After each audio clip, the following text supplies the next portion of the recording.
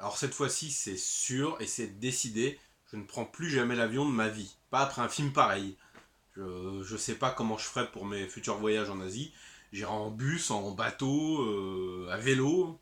Mais plus jamais de ma vie, je pose mes fesses dans le siège d'un avion. Pas après un film pareil, c'est pas possible.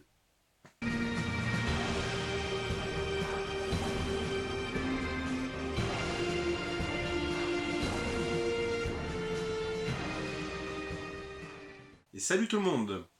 On se retrouve dans un nouveau décor. Parce que ça y est, j'ai enfin fait un brin de ménage. Donc voilà, ma collection de films asiatiques est enfin présentable. Alors là, c'est juste une partie, hein. Il y en a en bas et il y en a en haut aussi, vous devez le voir par là, je pense. Ça fait quand même 25 ans que je collectionne des films asiatiques et comme c'est un petit peu le thème de ma chaîne, ça serait bien donc d'avoir enfin un arrière-plan digne de ce nom. Parce que ça va bien les vidéos tournées sur un fond blanc ou tournées un petit peu où je peux, parce que comme je l'ai dit, entre le travail et la vie de famille, j'ai pas énormément de temps. J'ai absolument pas de matos. J'enregistre mes vidéos avec mon téléphone. Voilà, je fais ça un petit peu à l'arrache. Peut-être qu'à l'avenir j'investirai un petit peu, mais pour l'instant c'est pas possible. Donc déjà merci de me suivre. Et voilà. On est parti donc sur le film du jour, The Chinese Pilot ou The Captain.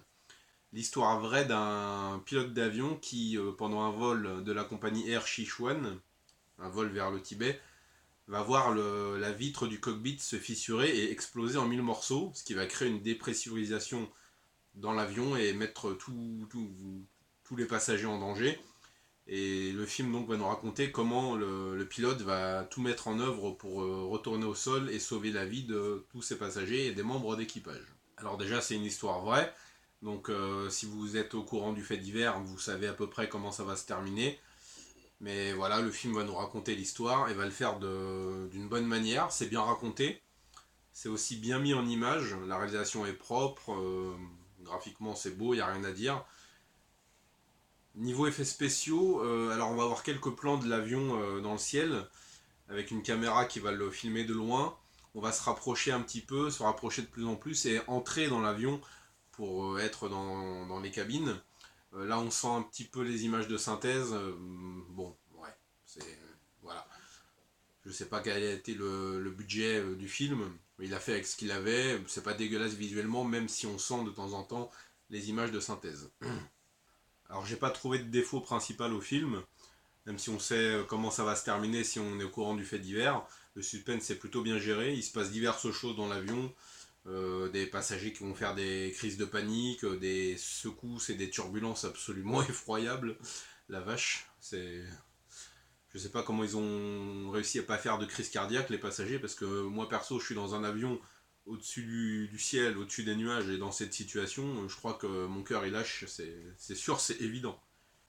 Et justement, ces scènes de panique vont être plutôt crédibles et plutôt réalistes. On va pas du tout être dans la caricature du passager hystérique qui va se mettre à agresser tout le monde. On sent vraiment que c'est la peur qui va motiver certains gestes et certaines phrases. La panique fait, voilà, on revient à l'état primaire du je veux survivre absolument, je veux pas mourir, et ça nous fait faire et dire des choses qui ne viennent même pas de nous, mais c'est un instinct primal, quoi. Là-dessus, le film est très fort, c'est très réaliste. Il va y avoir quand même, malgré, on sent des petits effets spéciaux pas tout à fait au point, on va avoir des scènes quand même vachement impressionnantes, notamment la scène où le pare-brise, notamment la scène où le cockpit se fissure, et qu'on va avoir le commandant second qui va être aspiré littéralement hors de l'avion, et qui va juste être sauvé par sa ceinture de sécurité et par le pilote qui va le retenir d'une main tout en essayant de garder le contrôle de l'appareil. Ça, c'était vraiment une situation vraiment bad. Niveau réalisation, on est sur quelque chose de très propre, hein, comme je l'ai dit. L'image et la photographie sont vraiment belles.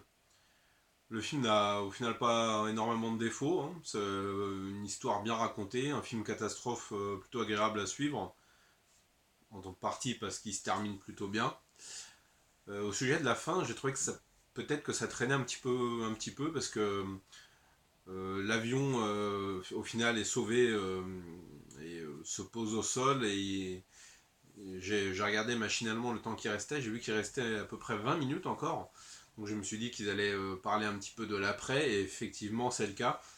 J'ai trouvé ça un tout petit peu longuet, et bon, quelques petites scènes auraient pu être coupées ou raccourcies. Voilà, le film aurait peut-être gagné à être un tout petit peu moins long, il fait 1h50, hein, c'est une durée tout à fait correcte, mais 10 petites minutes à la fin ou 5 petites minutes à la fin en moins, bon, pourquoi pas. Mais bon, voilà, c'est juste un petit défaut, une fin qui s'étire un tout petit peu. En tout cas, voilà, ça fait plaisir de voir la Chine sortir ce genre de film. On a donc le film Catastrophe avec The Captain.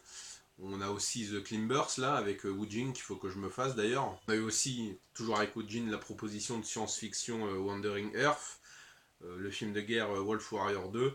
Donc voilà, je l'ai déjà dit mais je le répète, je suis content de voir la Chine investir dans ce genre de film et freiner un petit peu les films en costume avec les monstres en images de synthèse parce que déjà de 1 c'est un genre qui m'emballe pas des masses, même si je sais qu'il faudra que je m'y colle un jour ou l'autre. Et de deux, voilà, ça permet de s'ouvrir encore plus à un marché international et de faire découvrir le cinéma asiatique, de faire découvrir les différentes facettes du cinéma asiatique. Voilà, c'est pas que des filles avec des épées qui volent dans les airs et qui décapitent des dragons en image de synthèse. Donc voilà, c'est une vidéo un peu courte, hein, j'ai pas énormément à dire sur le film, c'est un bon divertissement que je vous conseille si vous tombez dessus. Mais si vous avez peur en avion, bah, ça va absolument pas arranger votre cas.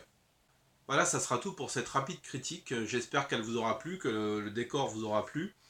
Si c'est le cas, n'hésitez pas à mettre un petit pouce sur la vidéo pour la liker et à la partager si vous pensez que ce film peut intéresser du monde. Si mon contenu vous plaît, n'hésitez pas à vous abonner et à activer les notifications. Comme ça, vous serez averti dès que je sors de nouvelles vidéos. Je vais essayer de reprendre un petit rythme là, parce que là, j'avais un petit peu lâché depuis une petite dizaine de jours, hein, depuis ma critique de Witness Out of the Blue. Voilà, donc ça sera tout pour moi. Et vous savez ce que je dis à chaque fois à la fin de mes vidéos, regardez du cinéma asiatique, parce que vous savez que ça déchire. A plus!